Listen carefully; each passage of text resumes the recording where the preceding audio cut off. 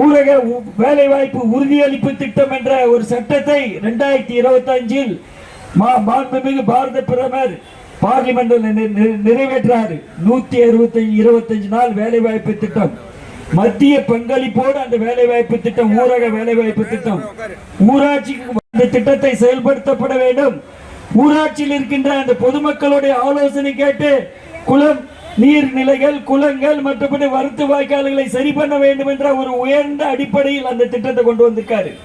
இந்த திட்டம் ஏன் கொண்டு வந்தார் என்று கேட்டார், கடந்த அதிமுக ஆட்சி காலத்தில் 100 நாளைக்கு ஒரு வேலை எடுத்தா 100 ஆள் வேணும்னா 100 ஆள் கொடுத்தாங்க. ஆனா திமுக ஆட்சியில் 100 ஆள் வேணும்னா 30 ஆள் தான் கொடுத்தாங்க. அதே போல ஒரு வேலையை முடிக்கணும்னா கிட்டத்தட்ட 100 பேருக்கு பொய்யான வாக்குறுதி. எந்த வாக்குறுதி நிறைவேற்றல. நேற்று ப்ளூ பிரிண்ட் கொடுக்கிறாரு.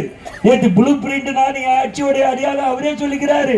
என் ஆட்சிக்கு ஆன்டி இன்கம்பரன்ஸ் இல்லைன்றாரு. எனக்கு மக்கள் எதிர்ப்பு இல்லைன்றாரு. அவரே போய் அவருக்கு சான்றிதழ் கொடுத்துக்கலாமா? அவரே போய் அவருக்கு சான்றிதழ் கொடுக்க வெளியில இருந்து கொடுக்கணும். படித்தவர் கொடுக்கணும், வல்லுநர் கொடுக்கணும், சயின்டிஸ்ட் கொடுக்கணும், இன்ஜினியர் கொடுக்கணும்.